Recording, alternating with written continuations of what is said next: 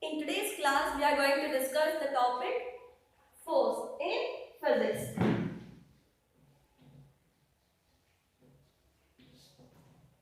So, in your previous classes, you have learned the definition of force and also the Newton's laws of motion. In Newton's second law of motion, we know that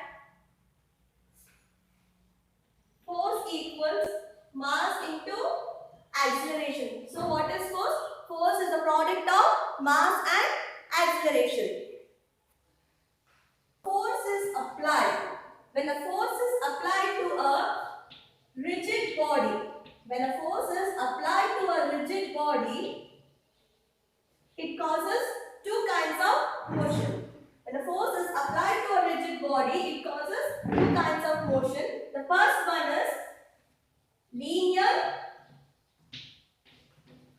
or translational motion,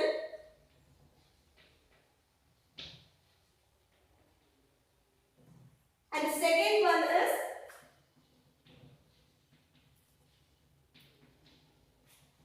rotational motion. When a force is applied to, when a force acts on a rigid body, when a force acts on a rigid body, it causes two kinds of motion. The first one is linear or translational motion. The second one is rotational motion. Now let us study what is rotational motion. So for that, consider a bar.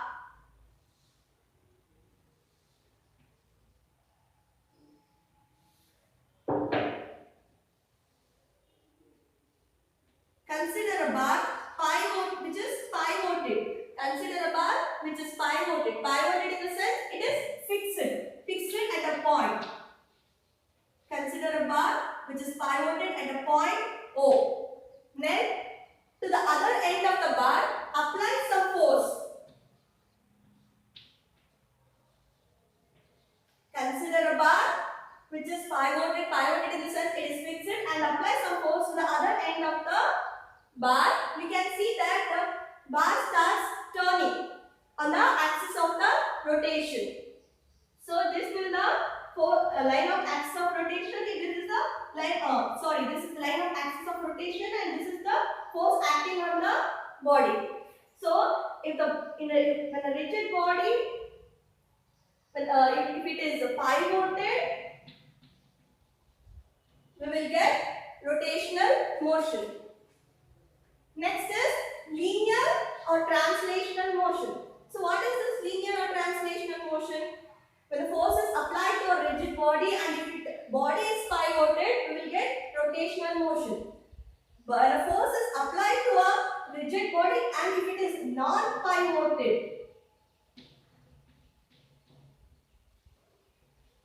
when the force is applied to a rigid body which is non-pivoted, then we will get a linear or translational motion.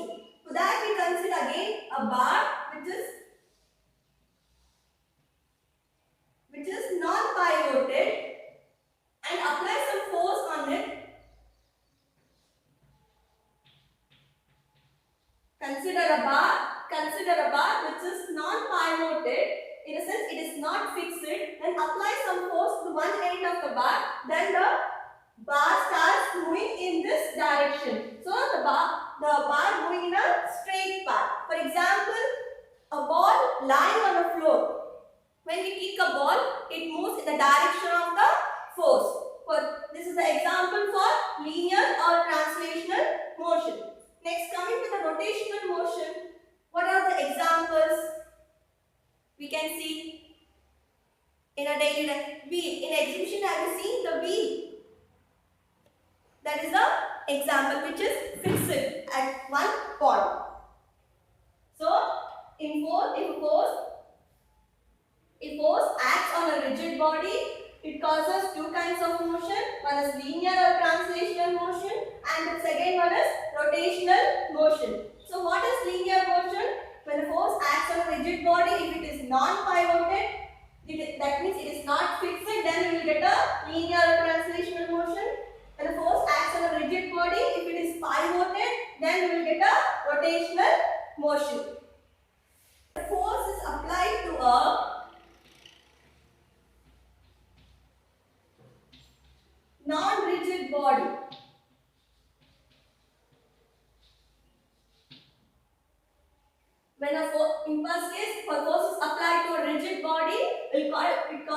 kinds of motion. When a force is applied to a non-rigid body, that means what happens?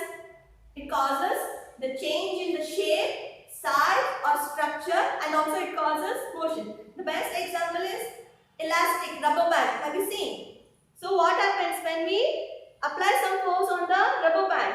The shape and size and structure of the rubber band changes. So it is a non-rigid body. And the children toys, it is also a best example for the non-rigid body. When a force is applied to a non-rigid body, it causes change in the size, shape and structure. Understood? Turning effect of force.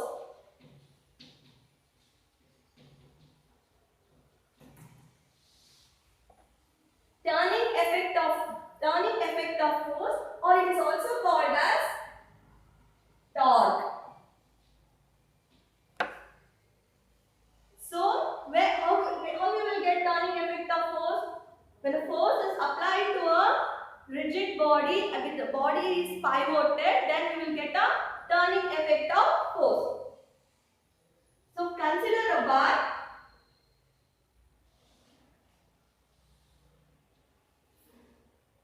which is pivoted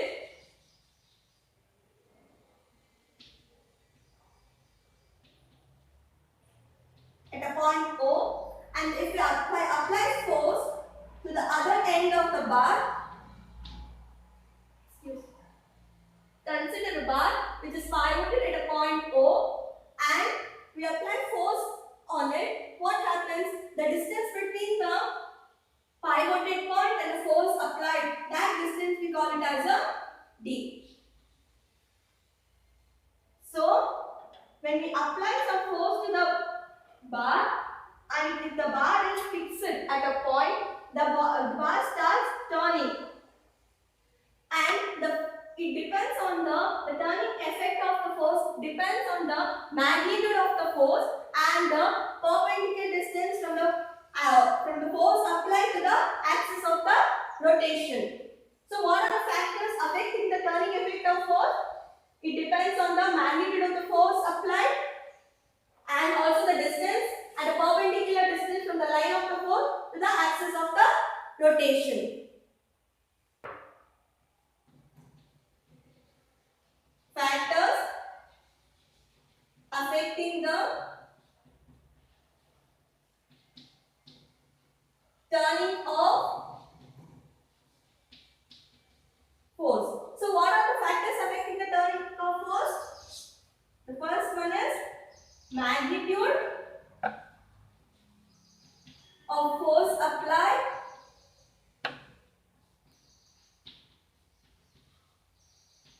this is the one factor which affects the turning of force. The second one is the perpendicular distance. Perpendicular distance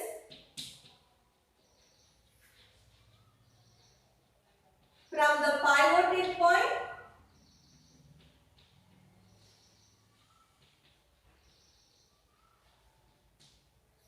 to the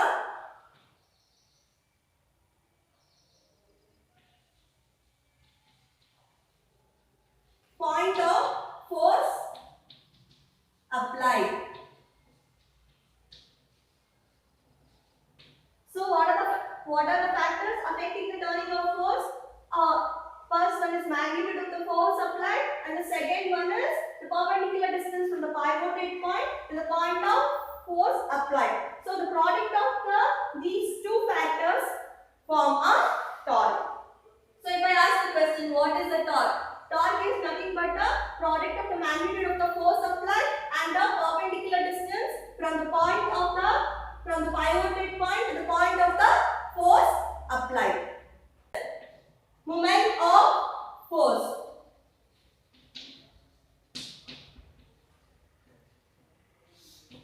So how we will write a formula to find the moment of force?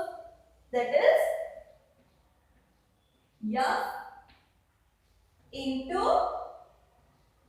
perpendicular distance. In order to find the formula to find the moment of force is called F into the force perpendicular distance. So I'll give an example. In order to push or pull off a door, we should apply some force on it. Yes or no? So, but that door is fixed at a point. So if I consider this as a door and this door is fixed, that this we call it as a hinge. In order to push or pull a door, we should apply some force on the handle. This is the handle and we should apply some force on it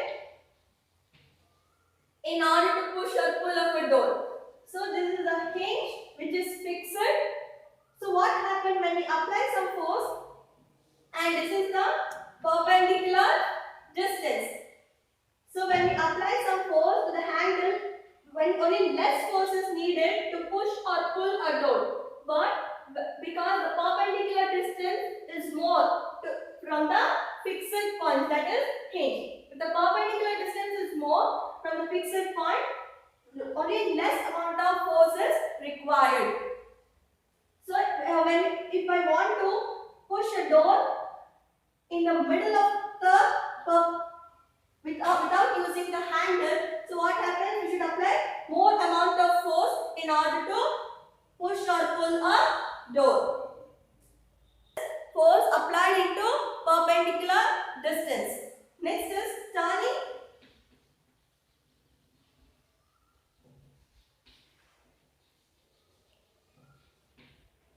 Turning effect of force. We have studied about the turning effect of force, that is nothing but torque.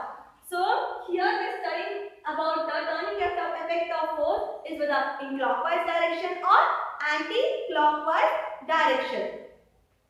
For that, consider a bar which is pivoted, that is nothing but fixed at a point O, and apply force on it.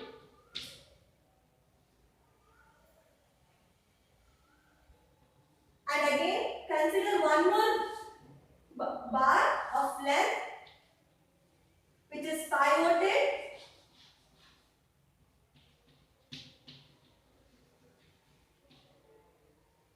and apply force in the opposite direction. Can you notice the difference between these two bars? Here we apply the force in one direction and here we apply the force in the opposite direction. In which direction we apply the force? If I apply force in an anti-clockwise direction, then the bar starts moving, turning in anti-clockwise direction. Then the bar starts moving in a anti-clockwise direction. But here, if we apply force in a clockwise direction, then the bar starts moving in a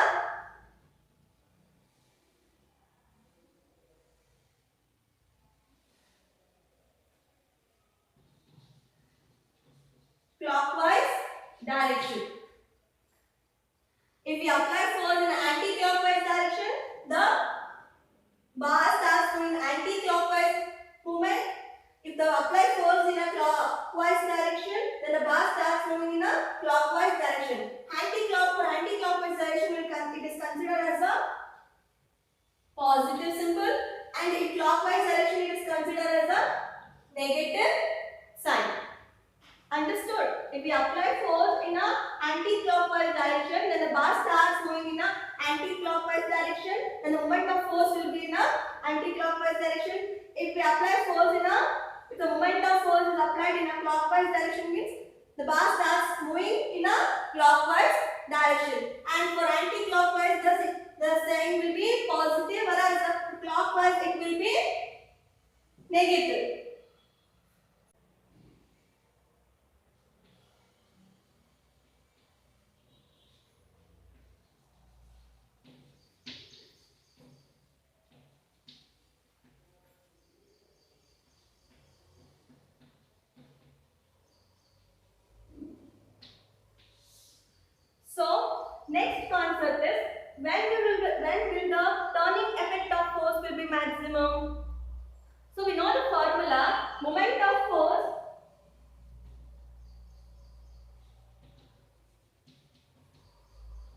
equals force applied into perpendicular distance. When the moment of force will be maximum? If F is maximum, the moment of force will be also maximum and the turning effect of force is also maximum. And again, because if D is also perpendicular distance is maximum, then moment of force is also maximum, because the moment of force is nothing but the product of force and perpendicular distance. If one of these is maximum, means the turning effect of force will be also maximum. For that, I'll give an example. Have you seen jack screw? In jack screw, long arm is given in order to lift the load. And one more example is spanner. Spanner is used to remove or tighten the net. For spanner also, it has given like, for spanner, they have given one long arm. So this long arm is nothing but a perpendicular distance, in which if the perpendicular distance is maximum, the turning effect of force will also maximum. These are the two examples where perpendicular distance is more, means we should apply only less amount of force, so that the moment of force will also maximum. We can, it requires only less force, and if the perpendicular distance is more.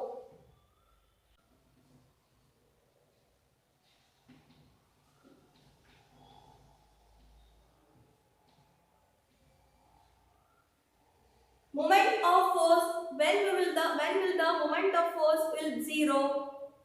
We know the formula to find the moment of force, that is nothing but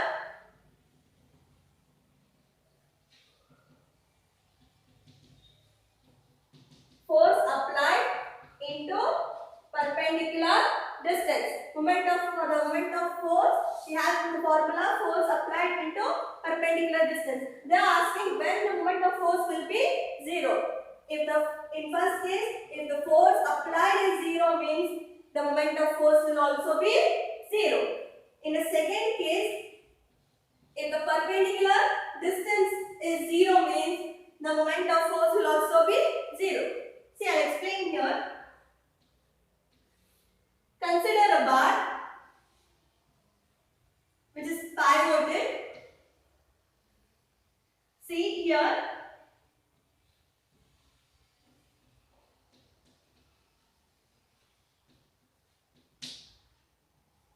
Here the force applied is zero, means the body will not rotate, the body will not move. It is fixed. But here the force will be zero. If the force applied will be zero, means the moment of force will be zero, because it is a product of force applied at the perpendicular distance from the line of the force. So next,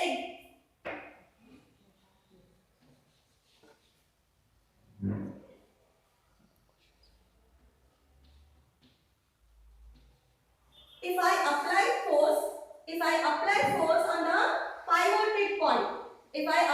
force on the pivoted point, then the perpendicular distance, the line of force will be zero. See, when force is applied, means the moment of force will be zero. If the perpendicular distance is not taken, when we apply force on a pivoted point only, the perpendicular distance will be zero. So, if the force is zero, means the moment of force will be zero. If the perpendicular distance is zero, means the moment of force will be zero. So, next topic is couple.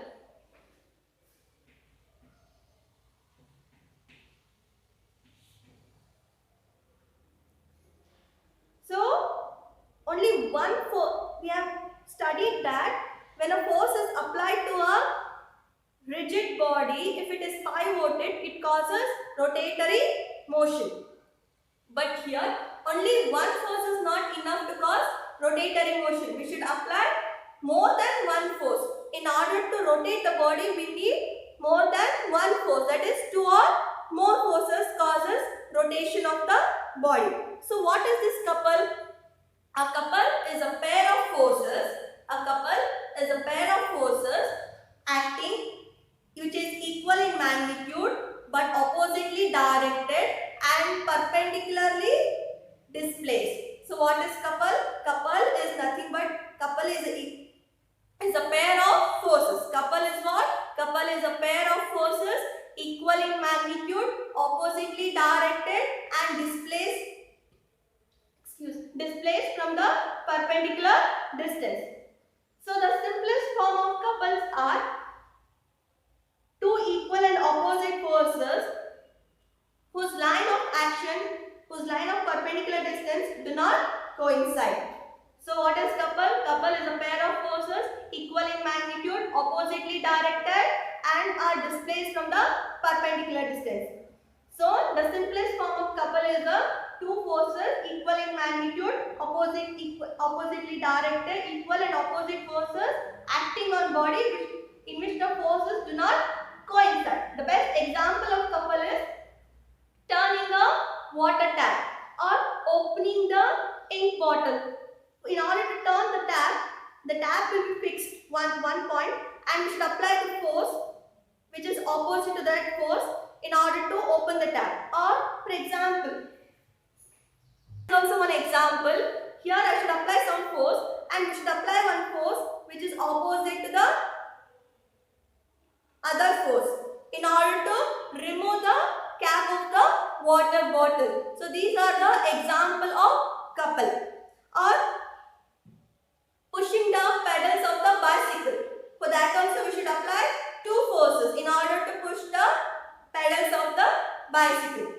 Have you understood? Couple is nothing but it is a pair of forces equal in magnitude, oppositely directed and are displaced from the perpendicular distance. The simplest form of couple is two forces equal and opposite forces in which line of forces do not coincide. Next topic is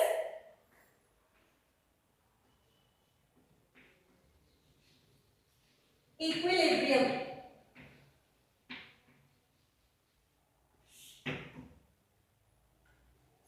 So, how the moment of force will be in equilibrium? If the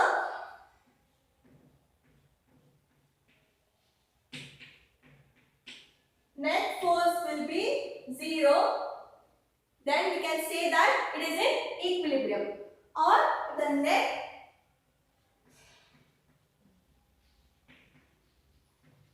moment of force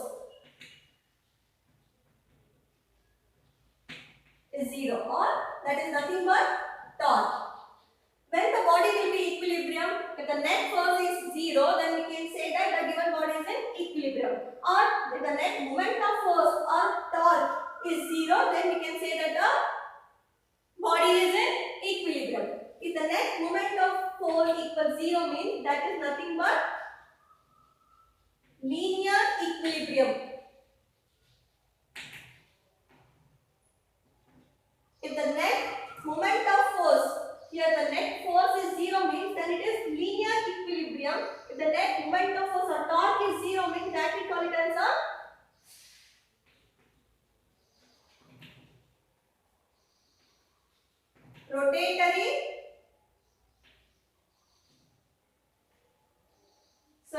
linear motion.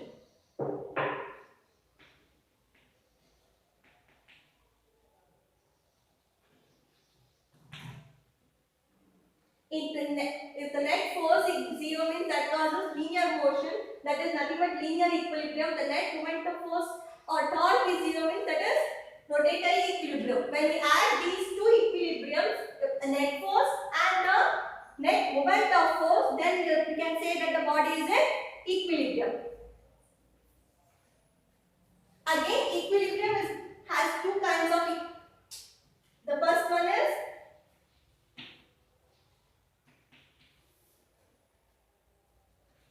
static equilibrium.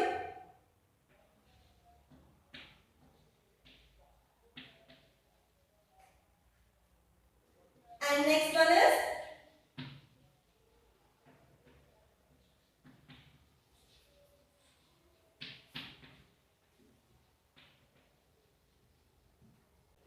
If in equilibrium, if the net force equals 0, then we call it as a linear equilibrium.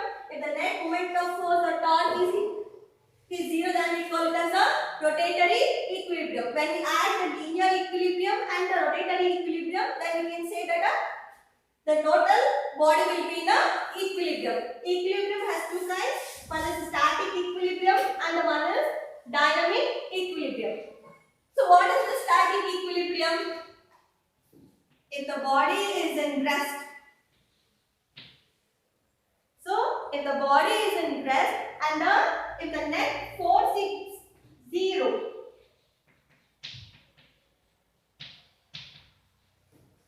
If the body is in rest and if the net force is 0, then we can say that it is a static equilibrium. So the next is dynamic equilibrium. If the body is moving, in dynamic equilibrium, the body will be moving with the constant, that is motion. If the body is in motion with constant velocity.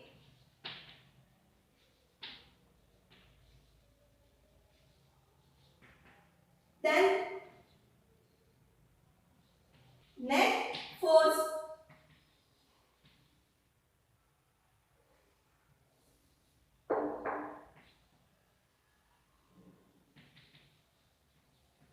will be 0. Why we have used constant velocity here? Because acceleration will be 0 here. In a dynamic equilibrium, the body will be moving with a constant velocity. Here the acceleration will be 0. We know that force equals mass into acceleration.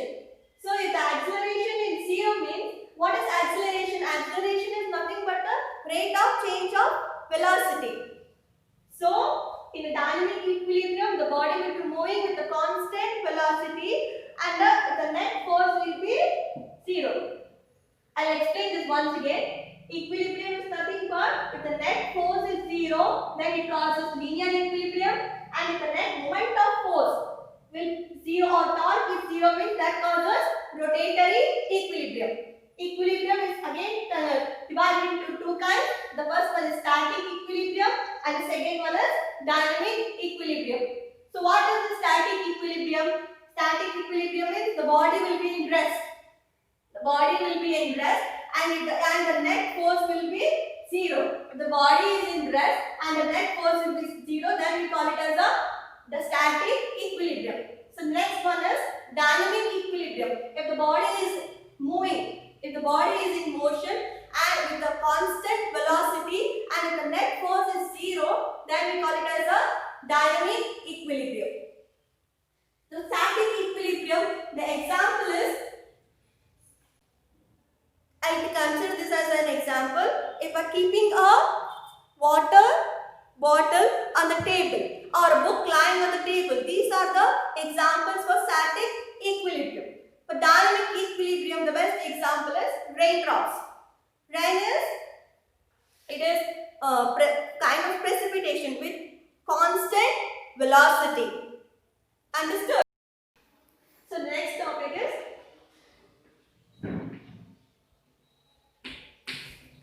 principle of moment of force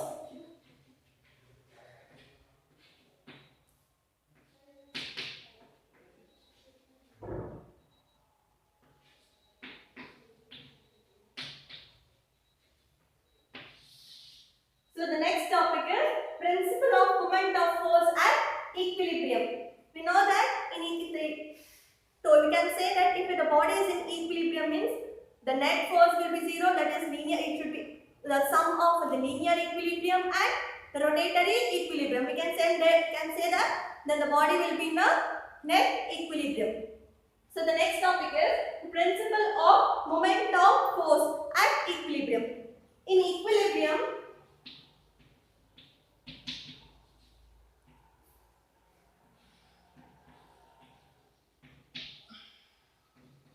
net force will be 0. In equilibrium, the net force will be 0. So, in anti-clockwise, we have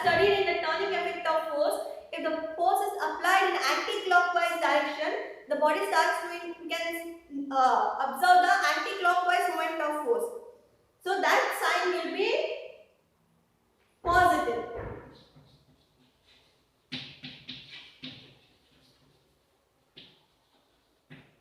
Anti-clockwise movement of force, the sign will be positive. In clockwise movement of force, it is negative. So in equilibrium, the net force will be 0. In clockwise, anti-clockwise movement of force, we can consider it as a positive sign. In clockwise movement of force, we have to consider it as a negative sign. So that is nothing but, in order to make the body equilibrium, the net force will be 0. That is anti-clockwise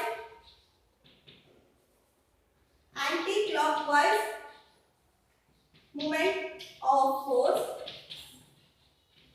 is equal to clockwise movement of force. That is nothing but positive equals negative. When we add positive and negative signs, the product will be 0. Then we can say that the moment of force will be equilibrium. Equilibrium is nothing but the net force will be 0. So equilibrium means the net force will be 0. In anti-clockwise movement of force, the sign will be positive, whereas in clockwise movement of force, the sign will be negative. So while adding these two forces, anti-clockwise movement of force and clockwise movement of force, the net moment of force will be 0. So we can say that the moment of force will be in equilibrium. It is verification of principle of moment of force. In previous concept we studied the moment of force at equilibrium. Now we should verify the moment of force at equilibrium.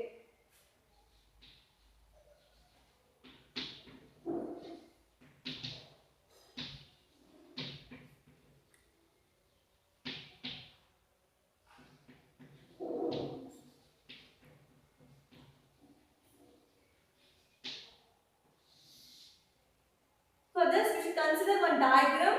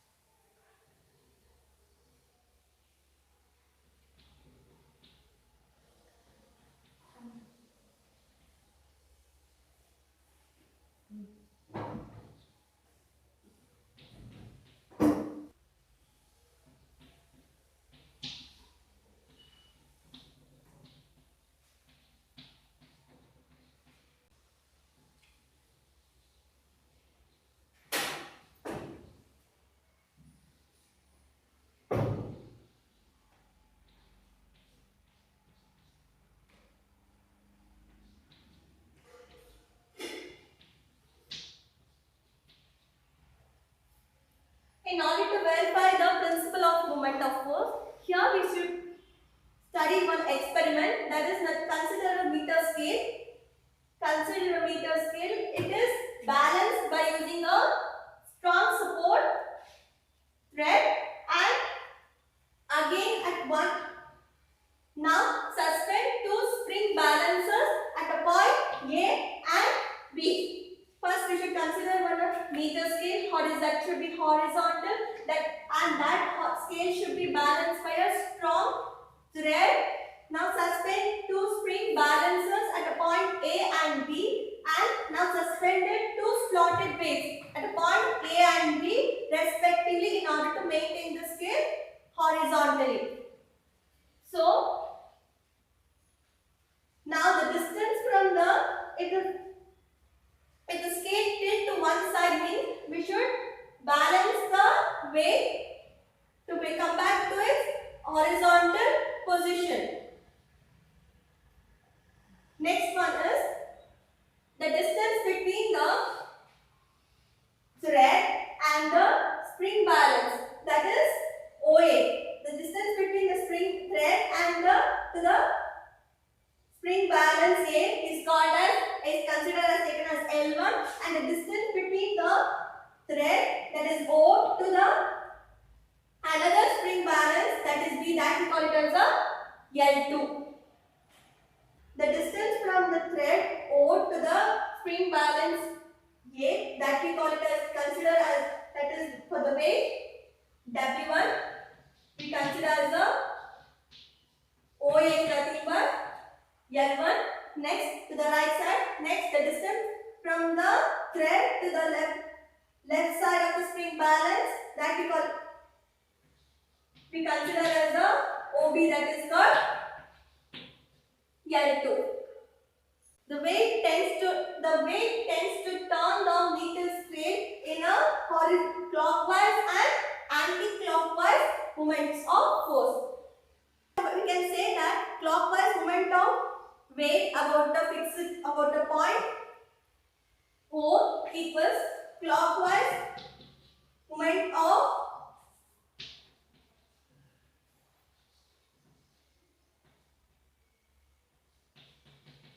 OA can consider as a W1, L1. Next is anti-clockwise movement of force.